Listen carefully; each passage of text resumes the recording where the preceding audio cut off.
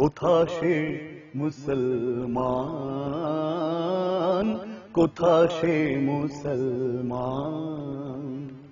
আল্লাহতে যার পূর্ণ ঈমান, কোথা সে মুসলমান, কোথা সে মুসলমান। বিসমিল্লাহির রহমানির রহিম। নাহমাদুহু ওয়া নুসাল্লি আলা রাসূলিহিল কারীম। আম্মা বা'দ। আসসালামু আলাইকুম ওয়া রাহমাতুল্লাহি ওয়া বারাকাতুহু। প্রিয় দর্শক, কোথা সে মুসলমান অনুষ্ঠানটি দেখবার জন্য আপনাদের সকলকে আমন্ত্রণ জানাচ্ছি। আজ আমরা অত্যন্ত গুরুত্বপূর্ণ একটি বিষয় নিয়ে আলোচনা শুনব, সেটি হচ্ছে কবিরা গুনাহ, সগীরা গুনাহ এবং তার সাথে থাকবে তাওবাতুন নাসুহা।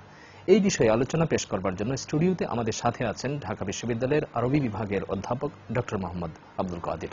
আসসালামু আলাইকুম ওয়া রাহমাতুল্লাহি ওয়া বারাকাতুহু।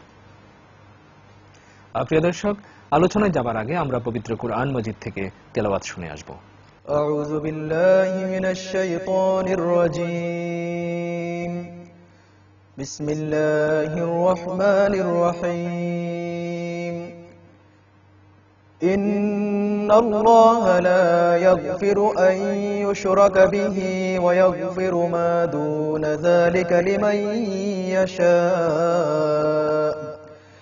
ومن يشرك بالله فقد افترى إثما عظيما. بسم الله الرحمن الرحيم. يا أيها الذين آمنوا توبوا إلى الله توبة نصوحا. عسى ربكم أن يكفر عنكم سيئاتكم ويدخلكم جنات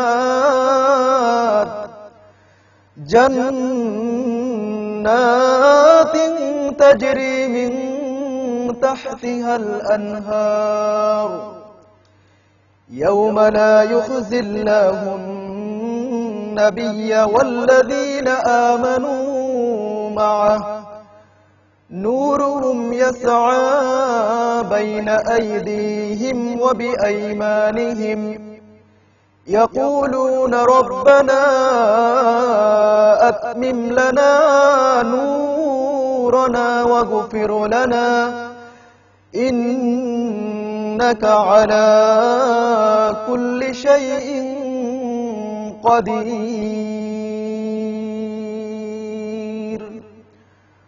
صدق الله العظيم. সগীরা গুনাহ এবং কবিরা গুনাহ এবং তাওবাতুন নাসুহা। আমরা জানি যে দু রকমের গুনাহ বা পাপ আছে, সেটি হলো বড় ধরনের পাপ এবং ছোট পাপ। বড় পাপকে বলা হয় কবিরা গুনাহ এবং ছোট পাপকে বলা হয় সগীরা গুনাহ। এবং তার সাথে তওবা বা আত্মশুদ্ধির জন্য আল্লাহর কাছে ফিরে আসা, অনুশোচনা করা, আল্লাহর কাছে ক্ষমা প্রার্থনা করা, এই বিষয়গুলোর উপর আমরা আলোচনা শুনবার জন্য সরাসরি আমরা আমাদের সম্মানিত আলোচকের নিকট যাচ্ছি। জি, ধন্যবাদ। আমরা কবিরা গুনাহ এবং সগীরা গুনাহ দুটো গুনাহ সম্পর্কে আমরা আজকের আলোচনায় যেটা বলছেন আমরা শুনবো, এবং সেগুলো থেকে উত্তরণের জন্য আমাদের কি কাজ আছে সেটা তাওবাতুন নাসুহা এই ব্যাপারে আলোচনা করব। সুপ্রিয় দর্শক ও শ্রোতা, আমাদের জেনে রাখা উচিত যে আমরা প্রতিনিয়ত এই জীবন অতিক্রান্ত করতে গিয়ে ভালো এবং মন্দ উভয় কাজই করে থাকি। ভালো কাজগুলোর জন্য আল্লাহ প্রতিদান দিবেন, মান আমিলা সালিহান ফালিনাফসিহি ওয়া মান আসাআ ফাআলাইহা। আল্লাহ জাল্লা শাআনুহু পবিত্র কোরআনে কিন্তু ঘোষণা দিয়েছেন যে ভালো কাজ করবে সেই ভালো কাজের প্রতিফল সেই ভোগ করবে, ওয়া মান আসাআ ফাআলাইহা, যে অন্যায় কাজ করবে, অশ্লীল কাজ করবে, পাপের কাজ করবে, সেই পাপের কাজেও শাস্তিও তার উপরই বর্তাবে। সুতরাং এখানেই আমাদের সবচেয়ে বড় প্রয়োজন একজন মানুষ কি করবে সেই করণীয় নির্ধারণ করার জন্য। আমি যদি ভালো কাজ করি সেই ভালো কাজের ফল যেমন আমি ভোগ করব, আমি মন্দ কাজ করলেও কিন্তু আমি সেই মন্দ কাজের ফল ভোগ করব। সুতরাং আল্লাহ জাল্লা শাহু পবিত্র কোরআনের অন্যত্র যে কথাটি বলেছেন যে আল্লাযী খালাকাল মাউতা ওয়াল হায়াতা লিয়াবলুয়াকুম আইয়ুকুম আহসানু আমালা, আমি জীবন এবং মৃত্যু সৃষ্টি করলাম কি কারণে? আমি পরীক্ষা করার জন্য যে কে কোন মানুষটি উত্তম আমল করে। তাহলে বোঝা গেল যে মানুষের জীবন মৃত্যু এই সৃষ্টি করার মূল উদ্দেশ্যই হলো মানুষের আমলকে সংশোধন করা, সুন্দর করা।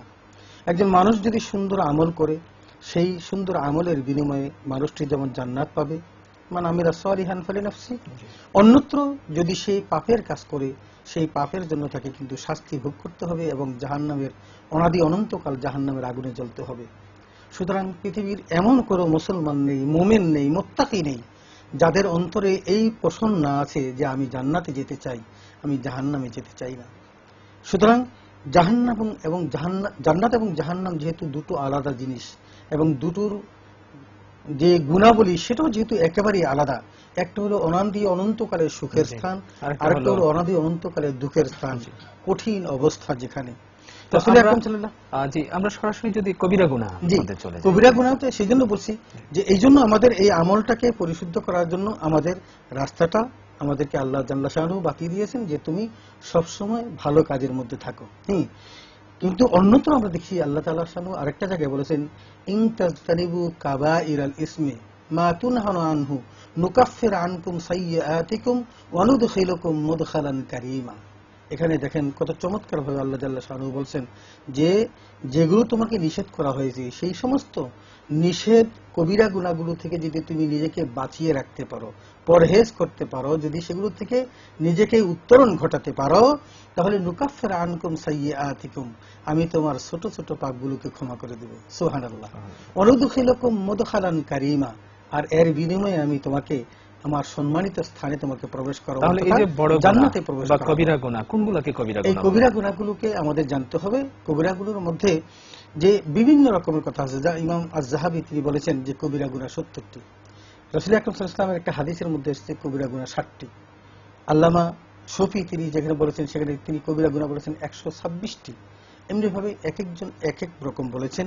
আসলে হাদিসের বরাতে বিভিন্ন রকমের কবিরা গুনাহ আমাদের সামনে দৃশ্যমান, কিন্তু সবচেয়ে গুরুত্বপূর্ণ যে কবিরা গুনাহগুলো যেগুলো গর্হিত একেবারেই, যেগুলো আমাদের সমাজের মধ্যে বহুল প্রচলিত, সেগুলোই কিন্তু আমাদেরকে একটু কাউন্ট করতে হবে, যেগুলো থেকে বেঁচে থাকা একেবারেই অপরিহার্য। তার মধ্যে এক নম্বর হলো আল্লাহর সাথে কাউকে শরীক করা।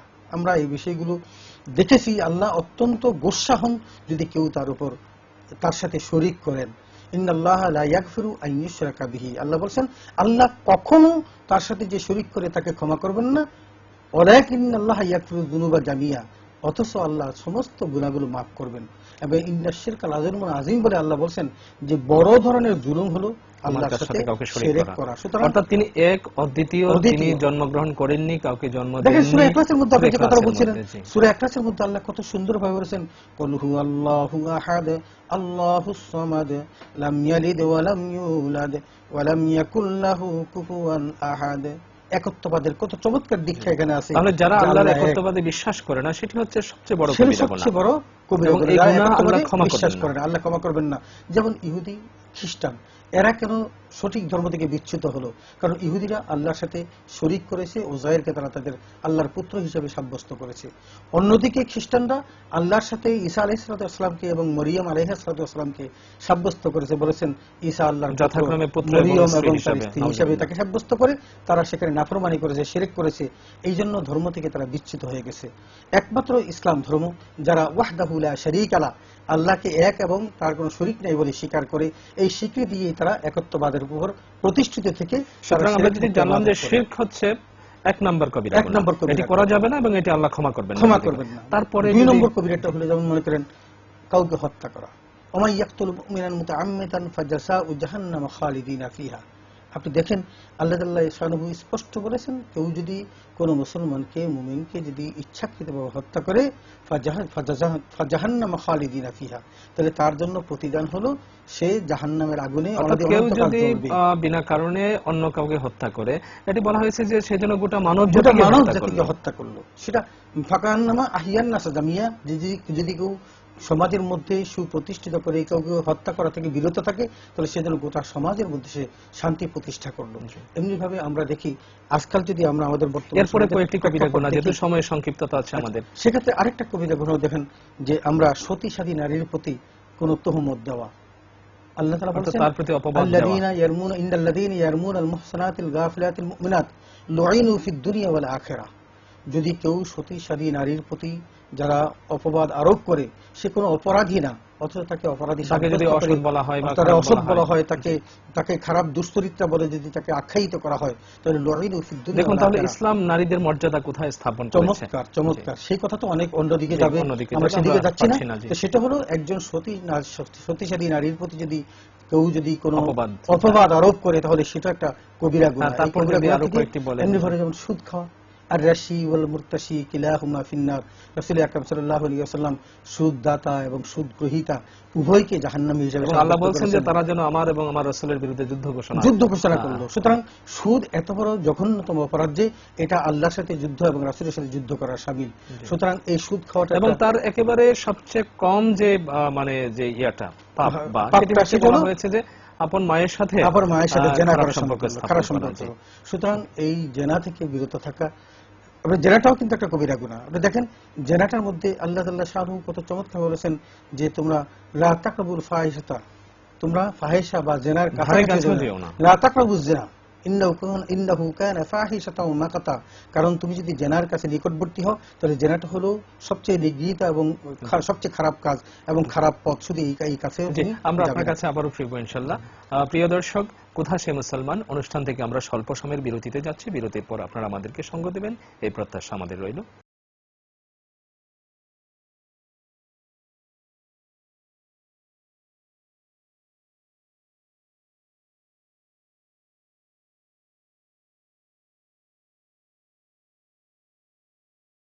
প্রিয় দর্শক, কোথা সে মুসলমান অনুষ্ঠানটি বিরতির পর দেখবার জন্য আবারও আপনাদেরকে আমরা আমন্ত্রণ জানাচ্ছি। আমরা যাচ্ছি আমাদের বিজ্ঞ আলোচকের নিকট।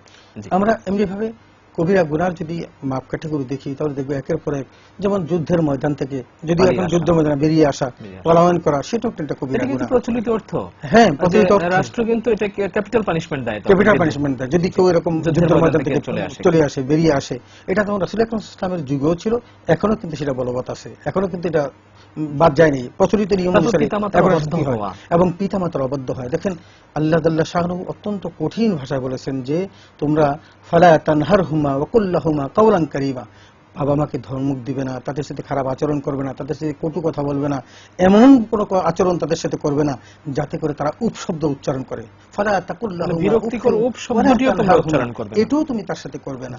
অকুল লাহুমা কাওলান কারীমা, তার সাথে ভালো আচরণ ভালো করবে। ব্যবহার করবে। আর যদি তারা মৃত্যুবরণ করে তাহলে তাদের জন্য বলবে রব্বির হামহুমা কামা রব্বায়ানি সাগীরা।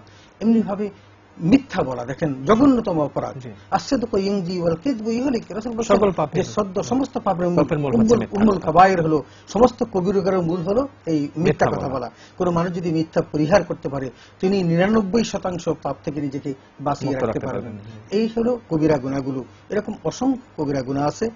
এবং সগীরা কারোর গুনাহগুলো হক- এবং তার কারোর চেয়ে- হক নষ্ট করা, কারোর হক অধিকার নষ্ট নষ্ট করা, করা, অধিকার কবিরা নষ্ট করা। গুনাহ। এমনি ভাবে কবিরা গুনাহ থেকে বেঁচে থাকতে হলে আমাদের কবিরা গুনাহ থেকে যেমন বেঁচে থাকতে হবে, ঠিক তেমনি আমাদের সগীরা গুনাহ থেকে বেঁচে থাকতে হবে। একটি কথা মনে রাখতে হবে, আপনি যদি সগীরা গুনাহটা বারবার করে যাচ্ছেন সেটা এটাই কিন্তু কবিরা কবিরা গুনাহর দিকে ধাবিত করবে। ধাবিত হবে। কবিরা গুনাহটাকেও আপনাকে বাদ দিতে হবে। যেমন একটা মানুষের সগীরা গুনাহ। সগীরা গুনাহটাকে আপনাকে বাদ দিতে হবে। একটা নফস যখন নিজেকে উন্নীত করে, নফসের 3টা স্তর, নফসে আম্মারা, নফসে লাওয়ামা, নফসে মুতমাইন। একজন মানুষ যখন নফসে আম্মারার মধ্যে থাকে তখন সে পাপ করে, আর যখন সেখান থেকে সে নিজেকে একটু উন্নত করে তখন সে নফসে লাওয়ামা হয়, তখন সে পাপগুলোকে আস্তে আস্তে দূরে সরিয়ে দেয়।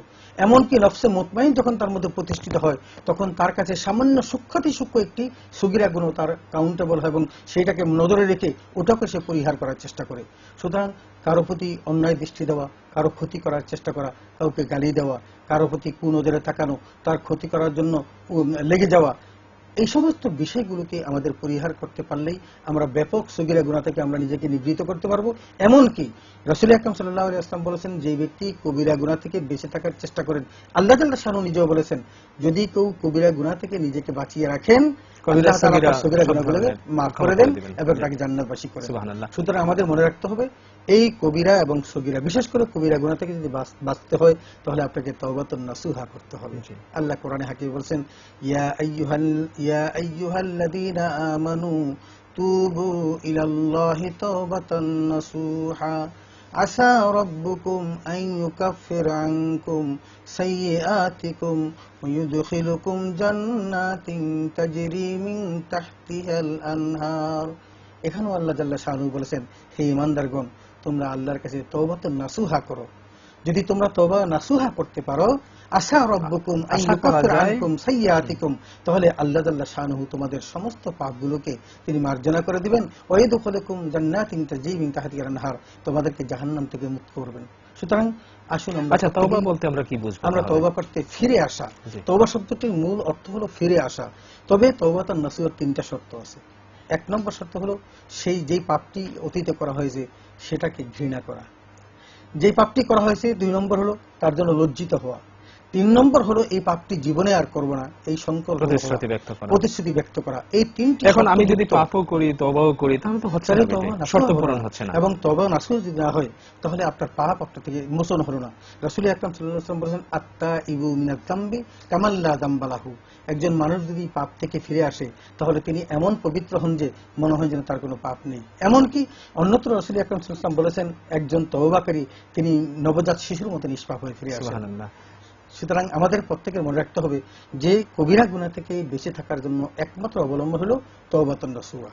সুতরাং আমরা যদি তওবা নাসুহা করতে পারি এবং পাপ করব না বলে সংকল্পবদ্ধ হয়ে অতীতের পাপ প্রতি লজ্জাবোধ করে এবং সেই পাপ আর হবে না এই প্রতিশ্রুতি দিয়ে যদি আমরা আল্লাহর কাছে তওবা করে ফিরে আসি, তাহলে আল্লাহ তাআলা শানুহু আমাদের সকলকে ক্ষমা করবেন। এই প্রতিশ্রুতি তিনি আমাদের দিয়েছেন, ওয়া আতুবু ইলাইহি, আমি তোমাদেরকে আমি ক্ষমা করব।